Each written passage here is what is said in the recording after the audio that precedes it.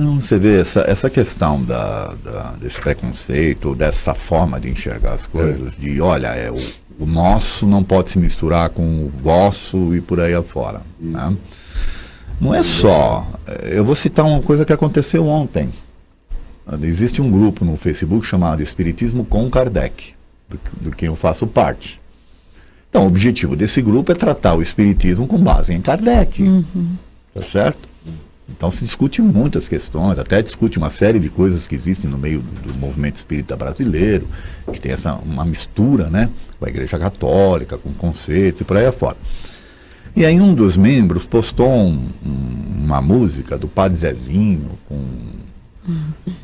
mas com uma outra roupagem, né, sendo cantada. Eu não lembro agora quem era que estava cantando. Ele falou, puxa, essa música que embalou a minha infância e tal, me traz... Aí recebeu crítica. Imagina. Não estamos aqui, não é Kardec? Como é que você vai me pôr numa música católica? Do Padre Zezinho, e são legais as músicas do como Padre é que vai pôr uma música católica? O pessoal E aí gerou um processo aí de discussão, porque aí você fica igual. Então quer dizer que agora nós vamos ter que ouvir só músicas espíritas, porque nós somos espíritas.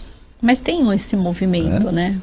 Então a gente não vai mais se abrir para o mundo, é isso? A gente está aqui para ficar isolado, porque, de novo, né, vamos nos isolar dentro das nossas crenças, não vamos ter oportunidade de interagir e vamos achar que nós somos os certos e o resto é errado. É isso? Então eu sou proibido, por exemplo, de ouvir uma música do Padre Zezinho. Se é uma música que me leva, uma música que me traz recordações maravilhosas, né, de coisas que eu vivenciei. Aonde que nós estamos indo parar desse jeito? Entende? Então não é só nessas questões aí. Está faltando para as pessoas raciocinarem. Está faltando elas usarem essa capacidade que Deus nos deu, né? Sentimento, né? Tolerância também, né? E outro aspecto legal é sobre o sincretismo religioso, né? A gente se esquece. Porque eu acho que negar essas coisas é negar a nossa cultura. Quando os portugueses chegaram aqui no Brasil, quem estava aqui? Os índios. Quem veio junto com os portugueses? Os escravos africanos. Então é negar toda a nossa cultura, jogar no lixo a nossa cultura brasileira. Que, aliás, é uma das coisas mais bonitas que o Brasil tem, que é essa miscigenação, né? Essa capacidade de né, misturar, dessa mistura toda. Que faz do brasileiro que ele que se destaca em qualquer lugar do mundo. Tem um jeitinho brasileiro e tem mesmo, né? Fala, Edson. Agora fiquei... Sobre o quê? Falou assim, o quê, né? Você ia falar uma frase. Desculpa. É que a gente falou aqui no intervalo e eu acabei... A mente não para, né? A gente fica aqui... Eu tenho uma palestra que é Convicções, o certo e o errado. Né? E ela tem como base uma frase do Nietzsche, né? Que ele fala o seguinte: as convicções é que são os maiores inimigos da verdade, não a mentira.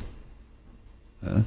E é uma frase que, se você fizer uma análise, né, você vai ver que é o seguinte: se você acredita em alguma coisa que você depois descobre que é mentira, você deixa de acreditar. Só que a convicção você não questiona. E você não sabe nem de onde vem. É algo que você não está disposto a questionar, entende? Então ela se torna inimigo da verdade, porque você não se abre para o mundo, você não se abre para uma coisa diferente, para analisar algo diferente. Tá certo? E as convicções têm feito muita gente sofrer, muita gente fazer barbaridades, muita gente, como eu falei aqui, emocionalmente falando, não perceber que está adoecendo por conta das suas crenças enraizadas que são inquestionáveis e por aí afora. É verdade. E eu costumo usar o exemplo do Saulo que virou Paulo. Quer dizer, como Saulo ele tinha suas convicções, torturou, matou e fez, né? Depois que acordou para a realidade, foi ao oposto. Virou um dos maiores divulgadores daquilo que ele antes condenava. Quer dizer, então vejam, a história de Saulo de Tarso, ela deveria ser estudada pelos religiosos, né, evangélicos, católicos, quem quer que seja. Porque é uma história que ela, se bem entendida, ela vai contrário a E vem o filme. Essa coisa de se fechar, que o meu é que é o certo, o outro que é errado, e por aí afora.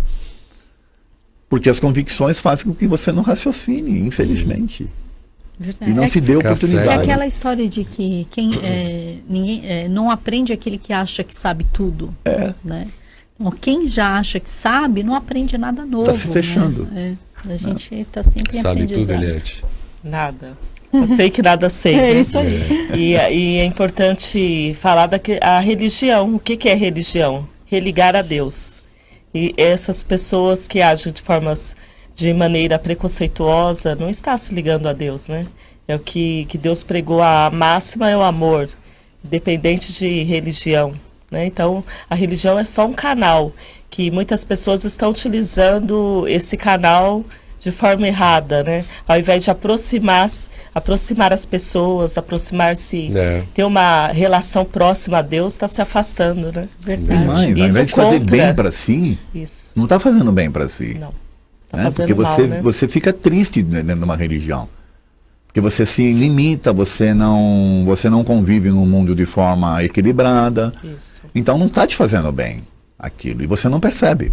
Isso que é o pior. Você não percebe.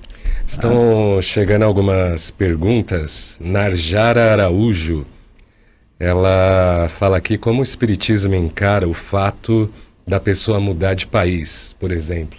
Nasceu no Brasil e aí foi viver no exterior. Aí ela pergunta essa questão da programação, né, reencarnatória. Existe um conflito nisso? Olha, o espírito não tem raça.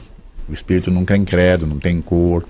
Então, se está surgindo a oportunidade da pessoa migrar para outro país e lá ela ser feliz, tem que buscar. O objetivo do espírito é o seu crescimento espiritual, né? Seu desenvolvimento. Você não vai crescer e não vai se desenvolver se você não estiver bem. Então é natural que as pessoas busquem o melhor para si. Sim. E os processos reencarnatórios, eles não visam essa questão, né? Então não é porque nasceu no Brasil, você tem que ficar... Não, e morrer no Brasil, quer dizer, não é assim. Se você não está se sentindo bem, é assim, Cláudio, não é só essa questão, por exemplo, de viver ou não, é até dessas coisas das crenças.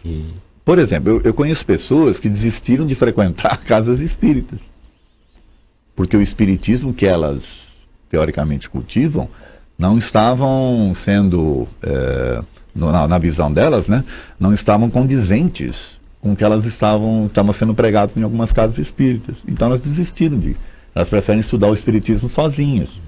Significa que elas estão indo contrárias ao processo reencarnatório delas? Se ela está se sentindo bem, se o objetivo é o desenvolvimento do espírito, qual é o problema dele buscar suas melhores alternativas? Não importa o local. Não. Então essa crença, né, de que, por exemplo, existe espírita brasileiro, espírita inglês, espírita, ou espírito, né, brasileiro, espírita inglês, e por aí afora. Espírita até existe, eu estou falando espírito. O espírito é espírito. Não tem nacionalidade, não tem raça, não tem cor, não tem... Né? Então, veja, o espírito terrestre, ele não pode reencarnar em Júpiter, por exemplo. Se ele for reencarnar em Júpiter, ele vai... ser barrado. Né? Ser barrado. Quer dizer, não é assim, né, que funciona. Eu aconselharia a Narjara a ler lá a Escolha das Provas, no Livro dos Espíritos, das questões 258 até a 273. Se ela fizer uma leitura dessas questões, ela vai ter um entendimento do que é, de fato, o processo de escolhas feitos no plano espiritual, para que o espírito possa vivenciar as melhores experiências possíveis na Terra para o seu desenvolvimento. A Marlene Galassini, também aqui no Face da TV, ela diz: nas escolas públicas em que trabalhei como voluntária em São Paulo, capital, as crianças e os adolescentes Testemunha de Jeová se recusavam a cantar o hino nacional, alegando ser proibido pela religião. Não concordo com esses dogmas religiosos, mas respeito, diz ela. Acredito que cada um está num grau de evolução e todos irão chegar lá um dia. Tudo tem a hora certa para acontecer. Valeu aí, Marlene, que está em São José dos Campos. Edilene Padovino também, bom dia, amores. Maria Celeste, Marisa Santos Leopoldo mandando seu bom dia. O Fábio Fulas, Bom dia, paz e luz. Aí ele pergunta, quando vamos ao médico ou em qualquer outra profissão, perguntamos qual é a sua religião? O bem e o mal existem por causa de nossas próprias ignorância. Inclusive na casa espírita não se pergunta, né, qual é a religião, né? A pessoa entra e vai se sentir bem ou não ali, mas não tem essa obrigatoriedade, né? Você é espírita ou não. Você sabe que eu tenho um hábito quando eu faço palestra e nos lugares que eu não conheço as pessoas, eu pergunto se existem pessoas de outras religiões, porque existem muitas pessoas que vão às casas espíritas fazer um tratamento, vão ali em busca de uma cura e às vezes professam uma outra religião. E comumente pessoas levantam a mão, que são católicos, que são evangélicos, é muito interessante, mas que estão ali ouvindo palestras, né? E a gente tem que tomar esse cuidado com as palavras quando a gente está falando para um público variado, né? Porque você pode ou incentivá-lo, e se ele está na dúvida entre o espiritismo e outra situação toda, você pode incentivá-lo, como você pode desmotivá-lo, né? Eu queria fazer um comentário sobre essa questão do hino nacional. Para mim isso é um contrassenso, quer dizer, você vive num país e você não se digna a cantar sequer o hino do país. E qual seria o motivo dessa proibição? Se eu não conseguir dentro do meu também. conhecimento Eu estava entender tentando, assim, por enquanto quê, o Cláudio né? leu, eu estava tentando entender a letra do hino, se tem alguma coisa na letra do hino que possa ser ofensiva às crenças ou coisa que o Acho valha. que não é né? culto, não, deve ser alguma coisa de cultuar o símbolo, né? Alguma coisa. Uma idolatria, Pode será? ser, né? Que pode ser. Algumas Então eles não, religiões se apegam não muito querem nisso. servir o exército, não vão... Ó, Fala, o Aí- hino seria outro Deus. Bom dia, amigos. O preconceito não tem mais lugar em pleno século XXI. A Elaine Stroder, da Vila Carrão, Isso aí, minha em xará. São Paulo. Também pelo WhatsApp, que é o 996433827. Bom dia, Edson. Apesar de às vezes você ser duro, kkkk, só por Deus, o tema que está na pauta hoje, pura ignorância, somos todos. Jesus não fez discriminação de ninguém, recebeu a todos. Isso não está na Bíblia, que eles tanto pregam? É a Maria Moura, de Guarulhos. Bom dia a todos. Diante dessa lamentável situação, qual é o papel da universidade perante o preconceito? Não teria uma ética, um regimento ou coisa assim? Beijos a todos. A Tereza de Guaianazes. Bom dia. Temos que respeitar a opinião de todos, mas fico muito triste quando percebo a intolerância reinando. Infelizmente está mais exacerbada ainda. As pessoas ainda não perceberam que essa questão de preconceito tem que acabar. Afinal, dentro da lógica científica, temos todos um pé na África e dentro da lógica espírita essa questão não faz o menor sentido. Grande beijo, menos intolerância. É a Fernanda de Nova Odessa, interior aqui do estado de São Paulo. Eliette, de todas as matérias que você já fez, qual é aquela que você fala, pô, essa aqui é a minha preferida? Ou pelo menos duas, assim você falou, esses temas aqui são bacanas demais. Eu acredito, câncer, uma das matérias que eu gosto muito de fazer, até por ter tido algumas situações, né, na minha família. Então eu acho que foram essas assim que me causa assim bastante curiosidade em saber, né, de conhecer quais são os exames precisos, como prevenir. E teve um até que até minha mãe passou por um exame recentemente e eu tive algumas respostas. Você acaba fazendo até uma consulta até, né, no momento particular. O médico comentou que, por exemplo, a colonoscopia, no momento que você faz, se tiver alguns pólipos, você pode retirar no momento do exame. Então isso eu achei muito interessante, porque são tumores que de repente pode tornar-se um câncer.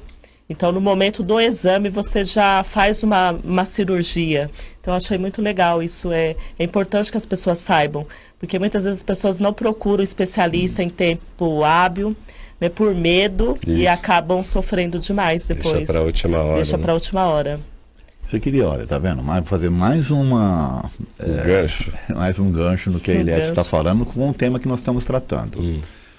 Antigamente, há não muito tempo atrás, a medicina se restringia a uma especialidade lá, quer dizer, o médico ele analisava tudo, né? E aí, conforme você vai estudando, crescendo, conhecimento, você começa a separar em especialidades.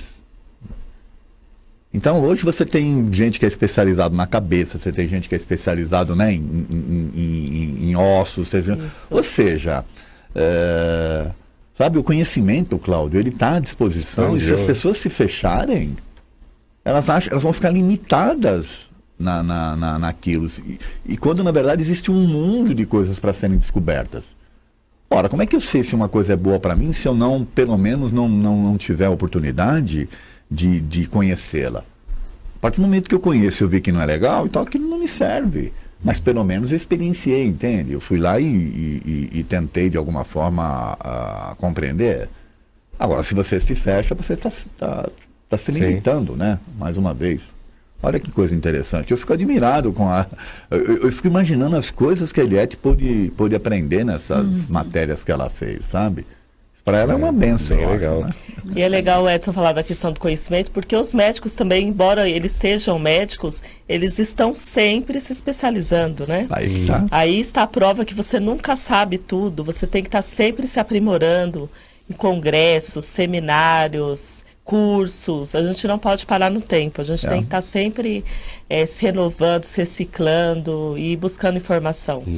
Né? Porque quando você acha que sabe tudo, já muda, né? Você se limita. Você se limita, né? Fica dentro de uma caixinha e fecha mesmo, né? Os horizontes para todas as coisas.